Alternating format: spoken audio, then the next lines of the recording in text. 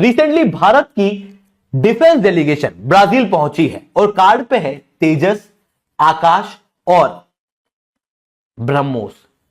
Brazil Bharat का पहला तेजस का खरीदार बनने वाला है, आकाश सिस्टम को भी खरीदेगा, ब्रह्मोस को भी खरीदेगा और बदले में भारत के अंदर ब्राजील बनाएगा C-390 एयरक्राफ्ट, जो कि भारत में मैन्युफैक्चर होने के बाद इंडिया इसे यूज करने वाला है। ये सैंक्शंस इंडिया पे क्यों नहीं लगती? इंडिया इस वक्त इस पूरे खित्ते में अमेरिका के लिए सबसे बड़ा चौधरी है और ऐसे ऐसे डिफेंस एग्रीमेंट किए हैं जो चौधरी तो उसको बना के खड़ा किया, 600-700 बिलियन डॉलर के फॉरेन एक्सचेंज रिजर्व रख के बैठा हुआ है। पाकिस्तान का मुकाबला इंडिया से तो नहीं किया जा सकता। इंडिया की जो इंटरनेशनल स्टैंडिंग है, डिप्लोमेसी के हवाले से, इंटरनेशनल जो मुआहदे उनके हवाले से, उसका पाकिस्तान से कैसे मुकाबला कर। जिस तरह इन्होंने किया था ना जी, वो 26 नवंबर 2008 को, दैट इज पासे, दैट्स ओवर, नो मोर। अब अगर इंडिया के साथ इन्होंने पंगा लिया ना, कोई टेररिज्म करवाई, तो वहां पे मिलिट्री एक्शन होगा, ये मेरी पूरी अंडरस्टैंडिंग है। बट बेसिकली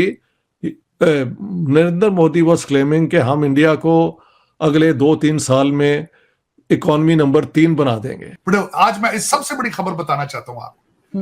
भारत अपना सर्च इंजन नया बनाने के बारे में सोच रहे हैं। गवर्नमेंट ने वहां पे स्कीम बनाई है, $4 लाख दिया जाएगा उस कंपनी को जो भारत का अपना गूगल के कंपैरेटिव सर्च इंजन बनाए। जय हिंद दोस्तों, इंडियन डिफेंस की टीम ब्राजील दौरा कर रही है, जहां पर उनके कैटलॉग में आपको ब्रह्मोस, तेजस और आकाश देखने को मिलेगा। दोस्तों, अब ब्राजील खरीदेगा ये डेडली वेपन्स भारत से, और वहीं भारत में C-390 का भी मैन्युफैक्चरिंग किया जाएगा, और C-390 मैन्युफैक्चर होने के बाद भारत इन्हें बेचना भी शुरू कर सकता है। हालांकि टेक्नोलॉजी ट्रांसफर की बात होती है तो उसके बाद ये सारे कार्यक्रम किए जाएंगे। इससे पूरा पाकिस्तान, पूरा चीन सख्ते में है। इसी के ऊपर ये पूरा पाकिस्तानी रिएक्शन वीडियो हम एंड तक देखने वाले हैं। चैनल पर नए हैं, चैनल को सब्सक्राइब करना मत भूलिएगा। भारत और ब्राजील के बीच में जो डिफेंस डील है वो बहुत एडवांस लेवल पे जा चुकी है, जहां पर ब्राजील की आर्मी भारत के आकाश मिसाइल सिस्टम में इंटरेस्टेड है, साथ में ब्रह्मोस के अंदर, और इवन अब तेजस फाइटर जेट भी वो खरीदना चाहते हैं, जिसके बाद तेजस के पहला बायर ब्राजील बनना चाहता है, ऐसा ब्राजील ने खुद कहा है। तो ये चीज यहां पर देखने को मिल रही है। वहीं दूसरी तरफ भारत भी ब्राजील से एम्ब्रर C-390 एयरक्राफ्ट लेना चाहता है। भारत चाहता है कि एम्ब्रर के द्वारा बनाया जा रहा एयरक्राफ्ट भारत के अंदर ही ज्वाइंटली प्रोड्यूस हो, जिस तरीके से स्पेन का C-295 भारत के अंदर प्रोड्यूस होता है। और ये एयरक्राफ्ट अपने आप में बहुत ज्यादा जरूरी है इंडियन आर्मी के लिए, क्योंकि इसकी कैपेबिलिटीज बहुत अच्छी है। सदर का दौरा होता है और साथ ही कुछ सैंक्शन स्लैब कर दी जाती हैं सिंबॉलिकली और वट एवर, या हमें रोक दिया जाता है। ये सैंक्शंस इंडिया पे क्यों नहीं लगती? जियोपॉलिटिकल जो अहमियत आपकी, जो आपकी strength with in economic strength आपकी अपने मुल्क में, कोई मुल्क भी उतना ही मजबूत होता है बाहर जितना वो अपने घर में मजबूत होता है। तो क्या हम अपने दिल पर हाथ रखें तो हमारी इकोनॉमी ठीक है, हमारी इस वक्त बाकी हालात ठीक हैं? अगर ठीक है तो हम मजबूत है, और फिर जियोपॉलिटिकल सीन पे हमें लोग उसी हिसाब से समझेंगे।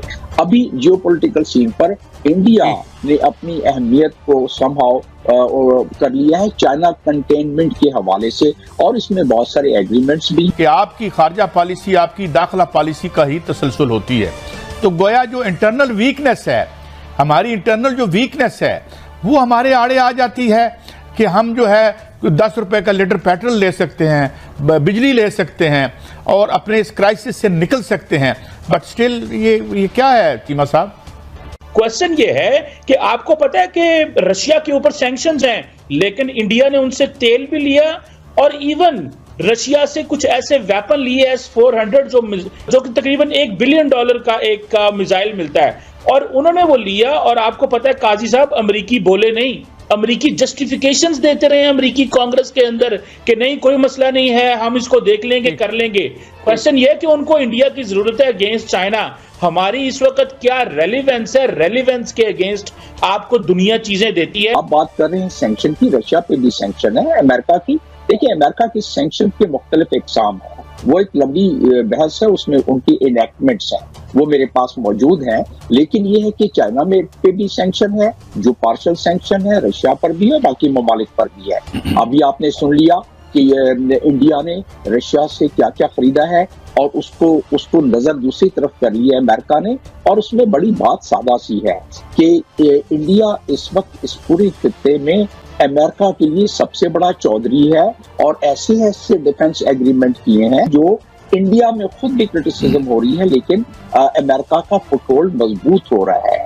इस वक्त क्वाड का भी मेंबर है इंडिया। इस वक्त इंडिया ओकास की कंट्रीज को सपोर्ट कर रहा है, मेंबर नहीं है। इस वक्त इंडिया अपने नेवल लॉजिस्टिक बेस गुजरात में वो दे रहा है, लॉजिस्टिक नाम है, बाकी काम भी वहां हो रहा है।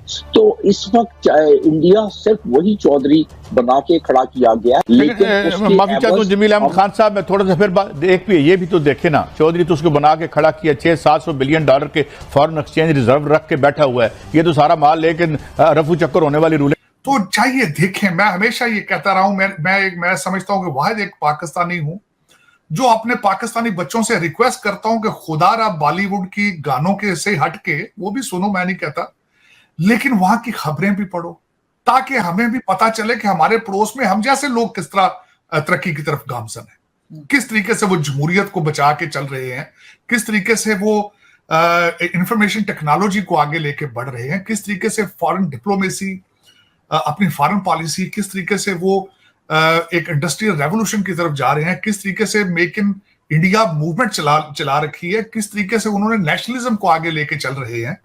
ये पढ़ना बहुत जरूरी है। देखिए, वहां पे मैंने लोगों को प्रैक्टिकली अपने अपने जो भी है उसके अंदर इन्वॉल्व देखा है, मतलब कि कैसे बच्चों को एजुकेशन देने पे बहुत जोर है।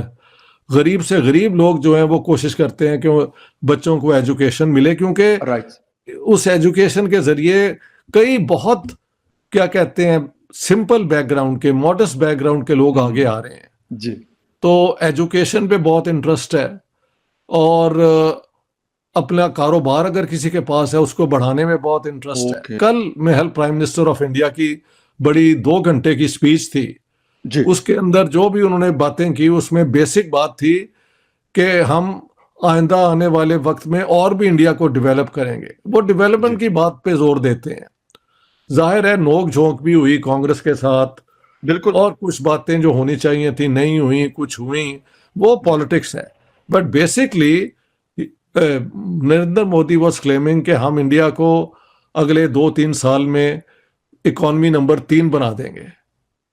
तो उनका एम्फेसिस सोशल डेवलपमेंट पे, इकोनॉमिक डेवलपमेंट पे, एजुकेशनल डेवलपमेंट पे आपको नजर आएगा। हम वही डिफेंस और गौरी मिसाइल बना लिया और ये बना लिया, और वो खालिद क्या नाम है किदवाई साहब, हाँ खालिद, वो उस थिंक टैंक वालों ने कि हम यहाँ बम गिराएंगे वहां गिराएंगे। मैंने कहा यार किदवाई साहब ने पूछो कि अगर हम गिराएंगे तो वो क्या गिराएंगे, वो पटाखे गिराएंगे वो भी आपकी तबाही कर देंगे। तो ये इस किस्म के ऐलान इन हालात में, जबकि पाकिस्तान की इकोनॉमी का सत्यानाश है और सारा प्रेशर कहते हैं उधर से आ रहा है अफगानिस्तान के, ये तालिबान के, आप फिर वही रट लगा रहे हैं न्यूक्लियर वेपन्स की। तो दोस्तों आपने ये वीडियो देखी और आपको समझ आ चुका होगा कि पाकिस्तानी किस कदर डरे हुए हैं। पाकिस्तान में तो डर का माहौल है ही, क्योंकि जब से अज्ञात हमलावर पाकिस्तान में घुसे हैं तब से कुछ न कुछ लगा ही रहता है। लेकिन अब डर चीन को भी सता रहा है। ब्रह्मोस का नाम सुनकर ही चीन डर रहा है। तेजस के इंजन को लेकर अमेरिकन कंपनीज के साथ डील हुई थी कि इंजन सप्लाई करोगे, लेकिन इंजन डिले कर दिए गए। अब रशिया ने आगे बढ़कर अपनी दोस्ती निभाई है, इंजन देने की बात की है, टेक्नोलॉजी ट्रांसफर की बात की है। तो अब तेजस भी इंडिया में काफी तेजी से मैन्युफैक्चर होंगे। साथ ही साथ ब्रह्मोस का नाम सुनकर चाइना वैसे ही कांपता है। अब ये सारे डेडली वेपन्स ब्राजील खरीदने वाला है। दोस्तों लैटिन अमेरिका में भी भारत के डिफेंस की धमक पहुंच चुकी है। दोस्तों डिफेंस के बलबूते कोई भी कंट्री बहुत मजबूत हो सकती है अमेरिका आज चौधरी जो बना हुआ है अपने डिफेंस उपकरणों की वजह से ही बना हुआ है, क्योंकि जिस भी कंट्री ने एक बार किसी डिफेंस मैन्युफैक्चरर से प्रोडक्ट खरीद लिया तो लाइफ टाइम तक उनसे प्रोडक्ट खरीदता ही रहेगा, क्योंकि पार्ट्स चाहिए, हर चीज चाहिए। तो इसी वजह से वह कंट्री फिर रिच बनता ही जाता है। ऐसा ही अमेरिका के साथ हुआ है और भारत तीसरा बड़ा वेपन मैन्युफैक्चरर बन गया है। दोस्तों, इससे भारत की जो पहुंच है, भारत की इकोनॉमी है, तीसरे नंबर पे जब भारत ने आना है तो कहीं ना कहीं डिफेंस भी इसमें बहुत बड़ा योगदान निभा रहा है। तो डिफेंस के क्षेत्र में मोदी जी ने वैसे ही काफी अच्छे कदम उठाए हैं। काफी भारत के बेड़े में नए नए उपकरण शामिल हो रहे हैं, जिससे कि पड़ोसी देशों की नींदें हराम हो रही है। जो बांग्लादेश टटपुजिया है वह भारत को धमकी देता है। क्यों धमकी देता है भाई? तुमको तो हमने एक देश बना के दिया था, अब उसी देश की तुम कदर नहीं कर पा रहे हो। वहां पर हिंदुओं के साथ जिस तरह से अत्याचार हो रहा है, लग तो यही रहा है कि बांग्लादेश भी अगले पाकिस्तान बनने की राह पर। भारत ने बांग्लादेश को सबक सिखाने के लिए काफी चीजों पर कटौती करनी शुरू कर दी है। त्रिपुरा बॉर्डर पर आपने देखा किस तरह से हंगामा हुआ है, किस कदर वहां पर व्यापारियों ने हड़ताल की हुई है ताकि बांग्लादेश को कोई भी माल ना भेजा जाए। व्यापारियों के पास कमी नहीं है, भारत में ही उनका माल खपत हो जाता है, लेकिन जो लोग हमारे हिंदू भाइयों पर अत्याचार कर रहे हैं, डेफिनेटली उनके साथ इसी तरह का व्यवहार होना चाहिए और इसमें भारत सरकार कुछ न कुछ काम जरूर कर रही है। पर्दे के पीछे कुछ न कुछ चल जरूर रहा है। दोस्तों, बात हो रही थी कि वेपन मैन्युफैक्चरिंग को लेकर, तो भारत अग्रणी देश बन रहा है वेपन मैन्युफैक्चरिंग में। वहीं भारत सरकार ने यह भी कहा है कि हम गूगल की तर्ज पर अपना वेब इंजन भी बनाएंगे। तो एक सर्च इंजन बन रहा है जिसके लिए सरकार $4 लाख भी देने वाली है। जो भी कंपनी सर्च इंजन बनाने वाली है उसको भी काफी प्रॉफिट मिल सकता है, वो भी फायदे में रहेगी और भारतीयों का अपना खुद का सर्च इंजन रहेगा, तो इससे काफी चीजें सहूलियत में रहेंगी। आपके क्या विचार हैं कमेंट कीजिएगा। चैनल पर नए हैं चैनल को भी सब्सक्राइब करें। हम आपको मिलते हैं अगले वीडियो में, तब तक अपना ध्यान रखिए। जय हिंद, जय भारत, जय